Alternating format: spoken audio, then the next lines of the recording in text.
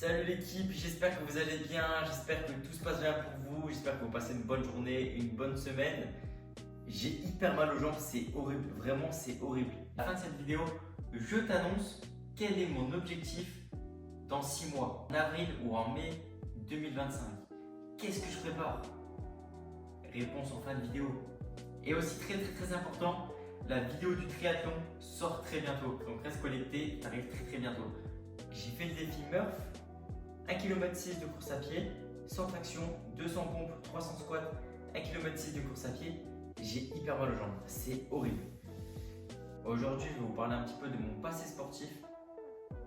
Il y a le chat qui est juste là et il est énervé, regardez.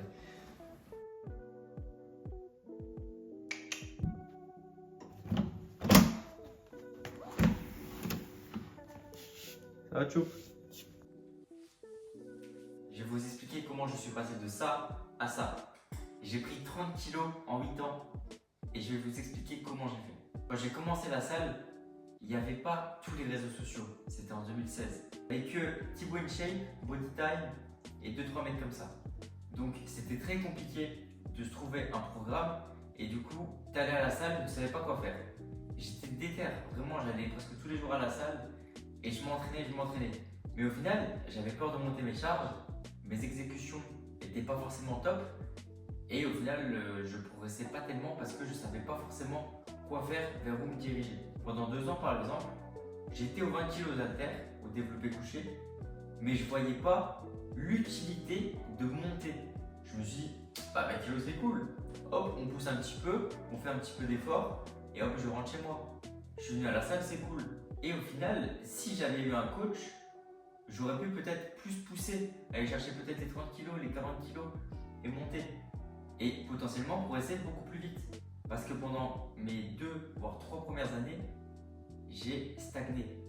Parce que mon physique progressait automatiquement parce qu'il y avait une contrainte supplémentaire, mais les résultats étaient vraiment très minimes. Au bout de la 3e, 4e année, là j'ai commencé à monter un petit peu les charges parce que les gens à la salle me disaient « Ouais mais tu peux monter un petit peu les charges, t'inquiète pas, monte les charges ». J'ai commencé à monter les poids. À un moment donné, il y a un mec qui me dit « T'inquiète pas, je t'assiste ». Il m'a assisté. J'avais les 35 kg aux haltères à l'incliné. Je descends. Le gars, il était en train de discuter avec ses collègues. Bam, l'haltère dans l'arcade. Ça m'a fait une grosse marque. Si j'arrive à retrouver la photo, ça serait incroyable et je vous l'affiche quelque part ici. Mais ça serait fou parce que vraiment au niveau de l'arcade, j'avais pas un bleu, mais j'étais vraiment tout rouge. Ça m'avait fait super mal. Ça va, Chop? Donc de là, mon physique commence à évoluer un petit peu plus qu'au départ, mais c'est pas non plus waouh. J'ai pas non plus explosé. Donc j'ai pris un peu de masse, mais c'était pas non plus waouh. Le gars a explosé. Donc je continue mes entraînements. Après il y a le confinement, donc là c'était pas forcément évident, mais j'ai continué de charbonner parce que dans tous les cas, c'est pas parce que tu as une contrainte qu'il faut tout arrêter. Il faut essayer de passer au-dessus de la contrainte. Il n'y a pas d'excuse. T'as plus de salle de sport, tu peux faire des exercices dehors, des squats, de la course à pied, du vélo, des pompes, des tractions. Même si tu n'as pas de barre de traction, tu peux essayer de trouver un mur, un truc, tu t'accroches, tu fais des tractions. Tu t'accroches à ta table, tu fais des tractions australiennes. Ça fait le taf. Certes, c'est pas aussi efficace, mais ça fait le taf. Faut pas se reposer sur ces excuses. Il n'y a pas d'excuses. Faut toujours essayer de trouver un moyen pour faire les choses. Quand tu peux essayer de faire bouger les choses, fais bouger les choses. C'est vrai qu'il y a des fois des choses qu'on ne peut pas faire bouger. Par exemple, quand il y a des bouchons, c'est la vie, il y a des bouchons. Tu fais avec, voilà. Mais si tu sais qu'à 17 h, il y a toujours des bouchons dans la rue là, pourquoi tu vas dans la rue là s'il y a une autre rue à côté où il n'y a pas de bouchon? C'est toi qui es acteur de tes décisions. Si tu fais pas ce qu'il faut pour toi, ça ne marchera jamais. Moi, c'est ce que j'ai décidé de faire, c'est toujours faire en sorte que je progresse, en sorte que je puisse vraiment atteindre mon plein potentiel. C'est pour ça que je ne me trouve jamais d'excuses et que dès que je peux optimiser quelque chose, je l'optimise. Donc au bout de quelques années de muscu, j'arrive à 6 ans, 7 ans de muscu, je me renseigne beaucoup, je progresse, mais au niveau des charges, c'est pas trop ça. Au niveau du physique, automatiquement, il a progressé, mais il manque un petit truc supplémentaire pour vraiment pouvoir exploser. Là, je rencontre un coach à la salle. Et moi, je me dis, mais en vrai, ça sert à rien un coach. Pourquoi je vais prendre un coach alors que ça fait déjà 7 ans que je m'entraîne? Il va me servir à quoi? Il me dit, bah écoute, viens, on essaie de s'entraîner ensemble et tu verras. Du coup, hop, je prends un mois de coaching avec lui, on s'entraîne et mes barres ont explosé. Vraiment en un mois, j'ai pris 20 kilos sur tous mes mouvements. Le squat, le bench, le soulevé de terre. Mon physique, il est devenu un petit peu plus large. Et là, je me dis, mais attends, c'est de la magie, comment ça se passe? Pourquoi? Et c'est parce que c'est une méthode différente. Quand tu es tout seul, tu te restreins. Tu te dis, bah, là, je ne vais pas soulever aussi lourd parce que j'ai peur, j'ai pas envie de me faire mal, je ne sais pas si l'exercice est bien. Quand tu es seul, tu te mets des restrictions. Tu as peur de trop faire ou alors de pas trop en faire. Et du coup, tu stagnes parce que tu passes pas à l'action. Et du fait d'avoir un coach, il va t'aider à passer ce cap et aller beaucoup plus loin. Aller chercher tes dernières limites, ta dernière énergie, tes dernières répétitions, ton dernier souffle pour vraiment aller chercher l'excellence. Donc c'est pour ça que c'est intéressant d'avoir un coach, même si toi dans le domaine, tu t'y connais super bien. On va prendre par exemple quelqu'un qui fait de la force athlétique, il a toujours un coach, il ne fait pas de l'auto-coaching parce que c'est compliqué d'avoir un avis positif sur ce qu'on fait. Souvent on va se dire, ben, c'était pas si mal que ça, en vrai c'était pas si dur que ça, en vrai j'étais vraiment bloqué, je peux pas faire plus. Alors qu'avec un avis extérieur, la personne va pouvoir vraiment te dire, ben, écoute, là t'as fait n'importe quoi, t'étais nul aujourd'hui, demain tu reviens, tu seras plus fort. Là, t'as mal fait, voilà, tu t'appliques plus là. Parce qu'en étant tout seul, on n'a pas cette petite correction en plus qu'on peut avoir avec un coach. Et c'est pour ça que par exemple, les grands joueurs de tennis, ils ont des coachs qui eux ne sont pas forcément champions de tennis, mais ils ont tous besoin d'un coach, de quelqu'un qui est là pour te montrer, qui est là pour te pousser, qui est là pour te montrer que tu es capable de faire plus. Souvent on se pose des limites parce qu'on ne sait pas qu'on peut faire plus. Quand tu n'as pas vu que tu pouvais faire plus, tu ne dis pas que tu peux faire plus. La différence, c'est que j'ai l'impression de vraiment progresser et de me poser moins de questions, d'être un peu moins frileux quand il s'agit de prendre des charges lourdes. Parce qu'avant, en fait, j'avais tendance à juste reprendre les mêmes tout le temps. Là, toi, tu me proposes parfois de prendre des trucs où j'ai l'impression que ça va être impossible. Et, et en fait, bah, je vais quand même essayer pour voir si ça va passer. Je me pose un peu moins de questions. Et parfois, bah, j'arrive pas à faire toutes les reps, mais je suis quand même étonné d'avoir réussi à faire la moitié, par exemple. Et du coup, je me dis que peut-être la semaine d'après, ça passera. Donc ça, c'est la différence, je pense, en termes d'entraînement. On se dit souvent, oui, j'atteins ma limite naturelle. Mais on ne sait pas ce que c'est la limite naturelle étant donné que tu n'as jamais atteint cette limite naturelle. On t'a jamais montré que ça, c'était la limite naturelle. On ne sait pas ce que c'est. C'est l'inconnu. Donc, quand tu vas dans l'inconnu, c'est intéressant d'avoir quelqu'un qui a une autre vision que toi sur l'inconnu. Comme ça, tu vas aller encore plus loin que l'inconnu. Tout ça pour vous dire que quand j'ai eu mon coach, ça a littéralement changé ma vie parce que j'avais plus du tout la même vision sur l'entraînement, sur la diète et sur la limite naturelle. Parce que je pensais vraiment que j'avais atteint ma limite. Je me dis, bah écoute, ça fait presque 8 ans que je m'entraîne, je peux pas aller chercher plus loin. Je peux pas soulever plus lourd parce que je suis vraiment déjà tellement bien. Et au final, il m'a montré que je peux faire plus. Je peux aller plus loin. On s'est entraîné ensemble pendant 8 mois ou 10 mois, je crois. On s'est entraîné ensemble pendant 9 mois. Et ensuite, j'ai décidé de couper cette collaboration. Mais ça m'a permis vraiment de me pousser à aller tellement à un extrême que je ne regrette pas du tout d'avoir pris cette décision parce que ça a été vraiment un plus pour moi, que ce soit dans les coachings, que ce soit dans ma vie professionnelle, dans ma vie personnelle et dans mon sport. Parce qu'il m'a vraiment apporté une vision différente et même au-delà du coaching, il m'a aidé à comprendre qu'il n'y avait pas que le sport dans la vie et qu'il y avait aussi d'autres choses à côté. Par exemple, prendre soin de ses proches, prendre soin de soi-même. Ne pas que vivre pour le sport parce que ça devient maladif. Après, tu vas te dire que il n'y a que le sport, il n'y a que le sport. Tu peux pas partir en voyage parce que tu peux pas manger, tu peux pas dormir comme tu veux, t'entraîner comme tu veux, tu vas pas faire de sortie avec tes potes parce que tu peux pas gérer ta diète, tu peux pas gérer ta récupération. Donc à cause de tout ça, tu te renfermes sur toi-même, tu penses que c'est bien parce qu'au final, tu n'as pas d'avis extérieur.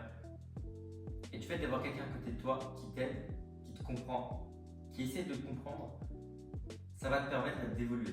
Ici, je ne te parle pas de coaching, je te parle d'un réel accompagnement pour vraiment pouvoir t'aider à aller plus loin. Mais pas seulement plus loin dans l'entraînement, c'est plus loin vraiment dans la vie. Au départ, quand je l'ai connu, je pensais pas que c'était possible. Mais au final, d'avoir vécu ça m'a vraiment bouleversé. Et ça a été tellement bénéfique pour moi que je ne regrette pas du tout d'avoir fait ça. Et aujourd'hui, je veux être cette personne pour toi, t'aider à progresser comme moi j'ai progressé. Si tu es perdu, frustré, que malgré tes efforts tu vois pas de résultat, tu dis que c'est pas fait pour toi, tu perds en motivation, je suis là pour t'accompagner. C'est pour ça que je fais mes vidéos, c'est pour ça que je partage mes stories, que je partage ce que j'ai vécu, pour pouvoir vraiment t'aider, te montrer que ça m'est arrivé aussi. Ce qui est important vraiment de te dire, c'est que il faut que tu fasses ces efforts. On est tous mauvais au départ, mais c'est pas une fin en soi. Il faut juste que tu te donnes les moyens de réussir, c'est tout. Le plus important, c'est de croire en soi. Moi, j'ai toujours cru en moi, et aujourd'hui, regarde où j'en suis, j'ai le physique que j'ai. Ok, c'est pas forcément le meilleur physique, ok, j'ai pas les meilleurs cartes du monde, mais je suis heureux. Et ça, c'est le plus important. Je suis fier de moi. Vraiment, sois fier de toi, crois en toi. C'est ça qu'il faut. C'est pas juste s'entraîner, rentrer chez toi et être dégoûté de toi-même. Non, faut être fier de toi. Sois fier. C'est pour ça qu'aujourd'hui, j'ai créé mon nouveau programme d'accompagnement ultra personnalisé pour pouvoir vraiment t'aider à exploiter ton plein potentiel avec un plan sur mesure par rapport à ton niveau actuel et à tes objectifs. Que tu souhaites prendre du muscle, prendre de la force ou seulement te transformer physiquement pour être mieux dans ton corps, ce programme est fait pour toi. Chaque plan est personnalisé et optimisé pour t'aider à atteindre tes objectifs, en maximisant chaque entraînement et chaque repas. Donc si tu es prêt à prendre les choses en main et à avoir de vrais résultats, donc clique sur le lien en bio pour réserver un appel gratuit avec moi. Ça sera une opportunité pour toi de parler de tes objectifs, de tes défis actuels et voir comment je vais pouvoir t'aider à les surmonter grâce à mon programme personnalisé. Et du coup, pour finir cette vidéo YouTube, comme je vous l'ai annoncé au début de cette vidéo, quel est mon objectif en 2025? Qu'est-ce que je prépare dans 6 mois? Qu'est-ce que je prépare? Donc ce que je prépare dans 6 mois, qu'est-ce que je prépare dans 6 mois? Qu'est-ce que je prépare dans 6 mois? Un marathon, voilà. Un marathon. En vrai, c'est horrible. Je pense que ça va être très difficile cette préparation. Mais je vise pas un marathon pour le finir. Parce que je sais que au mental, quoi qu'il arrive, je le finis. Même si je dois ramper sur le sol, je rampe sur le sol. Même si je dois faire 15 heures, 24 heures pour le finir, je le ferai en même 2 jours s'il le faut. Mais quoi qu'il arrive, je le ferai. Moi, ce que je veux, c'est me lancer un défi supplémentaire. C'est essayer de faire un très bon temps. Quel temps j'aimerais faire? Au début, je suis parti sur 3 heures. 3 heures, ça fait une allure presque de 4,30. C'est énorme, c'est stratosphérique. Donc je pense que ça va être très très chaud. On va plutôt partir sur du 3h30. Ça a l'air plus atteignable, mais on va dire que ça va être entre 3h et 3h30. L'objectif. Parce qu'il y en a très peu qui ont fait en dessous de 3 heures au marathon. Mais je pense que pour faire en dessous de 3 heures au marathon, il faut en faire déjà au moins 1 ou 2 pour déjà comprendre ce que c'est le marathon. Parce que moi je sais pas ce que c'est, j'en ai jamais fait. Le seul truc que j'ai fait, c'est un triathlon M et je l'ai fait en 2h51. Donc, est-ce qu'on n'irait pas chercher un marathon en 2h51 comme mon premier triathlon M? Ça va être chaud. Mais voilà, on va essayer, on va se donner à fond. Comme je vous ai dit avant, moi en course à pied, je suis mauvais. Je cours un petit peu à l'époque. Aujourd'hui, avec ma masse musculaire, c'est très compliqué de tenir un bon rythme en course à pied. Mais c'est pas parce que tu es mauvais au début que tu seras mauvais après. Il faut juste te donner les moyens de réussir. Donc donne-toi les moyens et tu vas y arriver. Si je fais ça aujourd'hui, c'est pour me prouver à moi-même que je suis capable. Et c'est aussi pour vous montrer que c'est pas parce que tu as de la masse musculaire que tu peux pas te permettre de faire des exercices d'endurance.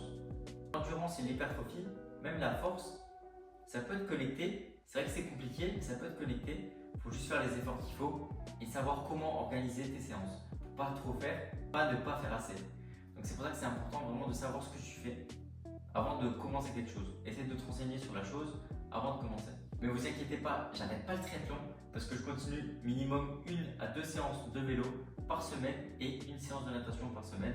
Car En 2025, je prépare aussi quelque chose en triathlon. Et je ne peux pas vous le dire maintenant, mais je vous le dirai après le marathon. Et il y a de très grosses choses qui arrivent en 2025. Ça va être incroyable. Des grosses distances, que ce soit en course à pied, que ce soit en triathlon. Donc voilà, je vous laisse là-dessus. Suspense, dans quoi je vais me lancer. J'ai 2 échéances en juin. Donc dans 6 mois, ça sera environ avril-mai. En juin, j'ai 2 échéances. Et j'aimerais bien avoir une autre échéance fin d'année 2025.